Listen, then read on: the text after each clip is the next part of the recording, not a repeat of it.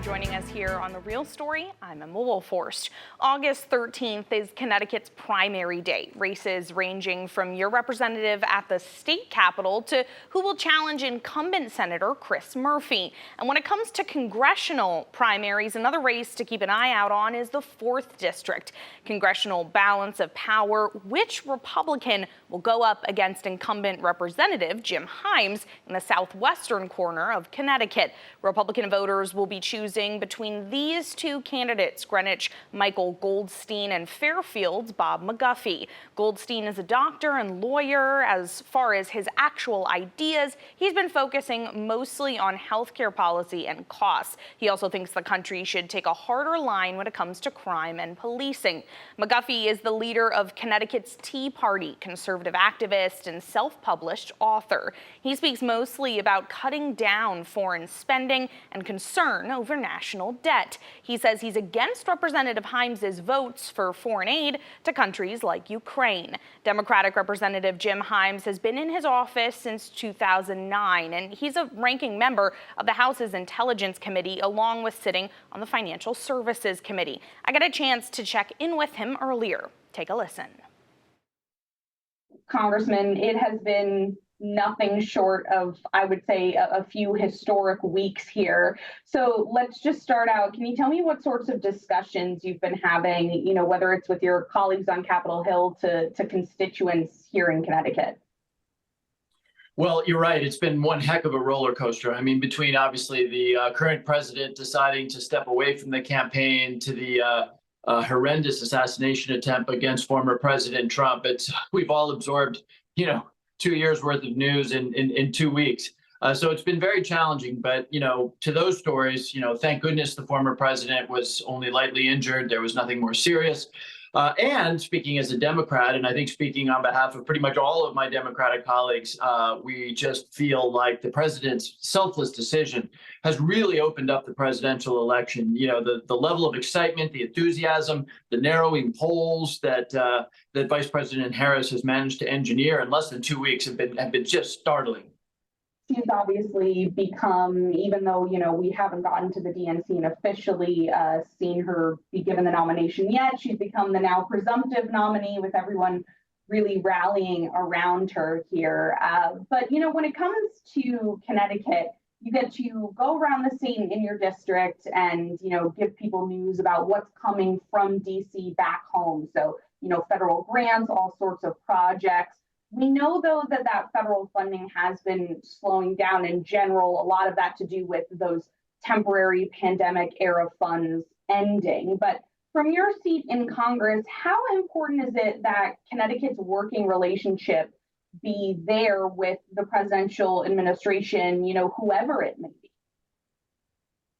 Well, it's obviously very important, and I would highlight, you're absolutely right. The COVID funds are largely exhausted or soon to be exhausted. But if you talk to anybody, certainly in my part of Connecticut, southwestern Connecticut, on the list of everybody's top 3 problems in southwestern Connecticut is our traffic, is our congestion. And, the historic bipartisan infrastructure law, which passed 2 years ago, is going to be transformative of southwestern Connecticut, of Connecticut as a whole, and of the whole country. So those are not temporary funds. Those are going to do things like rebuild the Walk Bridge in Norwalk, which, used to get stuck in the open position and screw up rail traffic between New York and Boston, not to mention local commutes.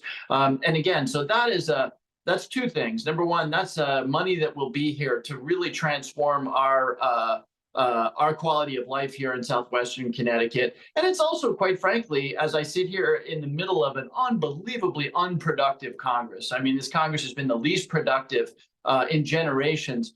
A real throwback to the previous Congress that was, of course, a Democratic majority Congress, in which we got the bipartisan infrastructure law done, the Inflation Reduction Act, which reduced the cost of prescription drugs, the PACT Act, which helped our veterans.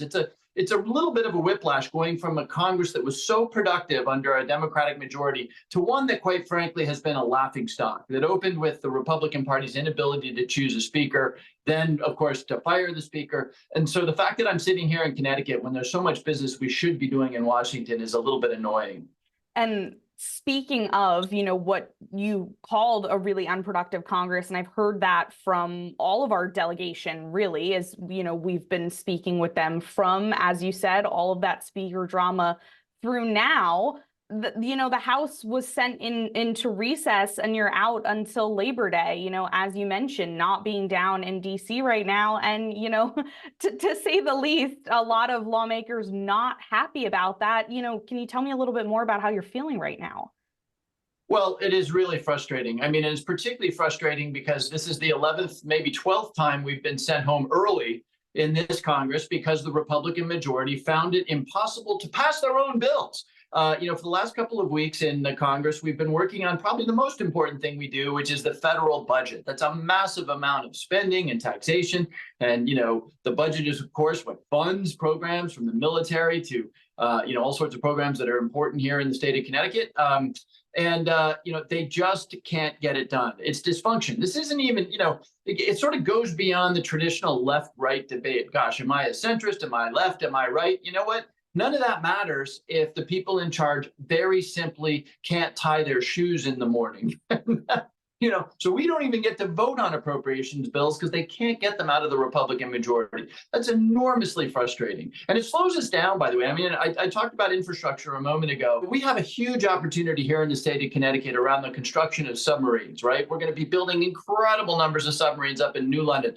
To do that, we need welders who are trained welders, iron workers, steel workers, you name it. And, we need a little bit of help in training up people in our communities with those skills. But of course, if we can't pass a budget, we can't fund those programs that train those people. And so, we just get caught in this doom loop because of Republican dysfunction. Yeah, and that's something I've spoken with Congressman Courtney about as well, about, his frustration with that, and specifically focusing around defense and around those subs. But, with this really hyper-partisan and divided chamber and facing these gridlocks, not a lot getting done. But, for you are, defending your incumbency coming up here in November. How do you frame this for Connecticut voters and say, hey, even though this isn't, a lot might not be getting done in DC, this is what we're still trying to, fight for you? How do you really frame that about what's happening right now? Well, I guess, I would frame it using a version of what I've been saying this morning, which is, look, people have a political identity, right? And what's interesting about Connecticut is that there's a lot of people who are unaffiliated. They're independents. They don't necessarily affiliate with a party. And to those people, and to even some Republicans, I would say, look, let's not get into the traditional Democratic left-right debate here. Let's just look at the last 4 years, okay? Just look at the last 4 years. Look at the 2 years in which the Democrats controlled the House and had the presidency. Bipartisan infrastructure law, the biggest investment ever in climate change, allowing our veterans who were exposed to burn pits to be treated for that, really bringing back manufacturing and making sure that semiconductor, the critical aspect of our sort of industrial might going forward, that they were getting produced here. Look at that, and then look at the last 2 years under a Republican majority in the House. What do they have to show for it? The answer to that question, of course, is nothing, nada, niente. And so, again, set aside left, right, Republican taxes, whatever it is, set it all aside. Just ask yourself, do you want basic functionality? Or do you want, Trumpian MAGA nonsense? Because that's the choice that is on the ballot in November. And you do sit on, two really important committees, intelligence and financial services, and those do work, really closely with the presidential administration. But, as we're talking about the makeup of Congress as well, we know foreign affairs are playing a really major role. They have been the past couple of years, and they're playing a role in the upcoming election as well. We're seeing international conflicts be some of the top issues for voters, whether it comes to the handling, inaction, funding. So what are your thoughts as someone who's, really close to a lot of those conversations and has been speaking about that? Well, it's absolutely fair to say that the world today is more complicated than perhaps it has been in our lifetimes. We're seeing a remarkably complicated and large hostage release negotiated amongst our country and a number of other countries and Russia. Of course, we have a very an awful war underway in the Middle East, sort of many wars underway in the Middle East. We have the Russian invasion of Ukraine. And I do think, if the question is political and the choice that is to be made in November, You may not love everything about the way Joe Biden negotiated these last couple of years. I would argue that it's been a pretty ugly couple of years in terms of the actions of Hamas, the actions of Russia, et cetera. But, reflect on the two presidencies, right? When Donald Trump was president, he was going to build the wall from sea to sea, and the Mexicans were going to pay for it. Didn't happen, right? He went to North Korea to negotiate with one of the world's most murderous dictators, said he loved him and wrote him love letters. Nothing came of it, right? And I could go on. He showed classified information to Russians in the Oval Office. So do you want that? Or do you want people who take statesmanship and governing seriously in the context of all of the crises that we're managing around the world?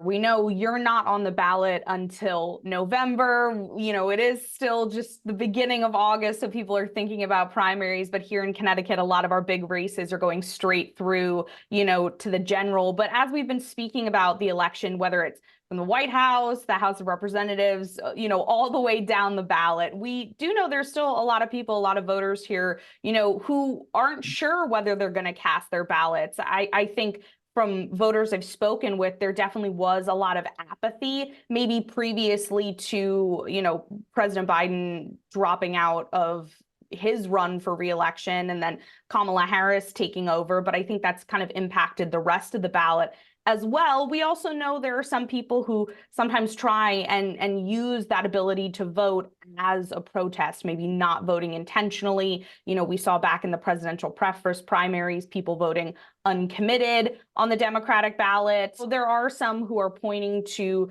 that sort of form of protest as a way to speak about the humanitarian crisis in Gaza. A lot of pro-Palestinian advocates have been speaking about that. Is there anything about unconditional aid to Israel or how lawmakers have been speaking about potentially putting conditions on that aid right now as we think about the money that's going to different international conflicts, specifically the war in Israel and Gaza, that, you want voters to consider heading into November?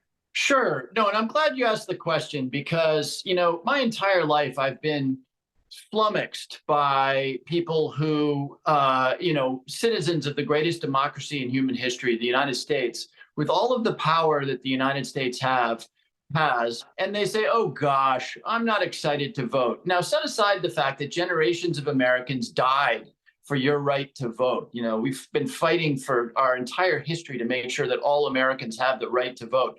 What a terrible thing to do, to say, oh, it just doesn't matter to me, especially when the visions and the futures and, the difference between a Donald Trump presidency with I'll be a dictator for a day and maybe you won't have to vote again. And, all of the racism that we saw at the American Black Journalists conference, and Kamala Harris, who represents a new generation, who represents a commitment to address climate change, to focus on a younger generation. I mean, look, the choice is absolutely clear. So I can't for one second tolerate this idea that, oh, there's no difference between the candidates. And look, to those people, because you brought up Israel, Gaza, and I've spent a ton of time talking to people on every single side of that issue, and the emotions are high and they're raw. And I know that there are a lot of Democrats who say, I don't like what Democratic leadership has done. But again, this is a choice, not between perfection and your solution, but between two people with radically different visions for the Middle East, okay? Biden has pushed the prime minister hard. I think the vice president would do that as president. Donald Trump would do exactly what he did in his presidency, which is to give the Israelis unconditional, unquestioning, and not particularly, I think, thoughtful support. So again, look, I understand we only have two parties in this amazing country of 350 million people. That means most people are not going to be terribly happy in either party, but you do have to make a choice. And if you fail to make the choice, do not complain about the outcome, and do not, believe that you are the inheritor of generations previously who fought to make progress in this country. Well, Congressman, certainly really big conversations here. As we started this saying it's been a historic past couple weeks, I'm sure it's going to continue being historic through November. So we'll continue following this. But thank you so much for taking a couple minutes to chat with us this morning. Thanks a lot. Nice chatting with you. And there's still more to come here, though. On The Real Story, we're having a conversation about DEI. You're hearing it everywhere, but what is it really? We're asking all your questions from politics to the workforce. Why DEI? Stay with us.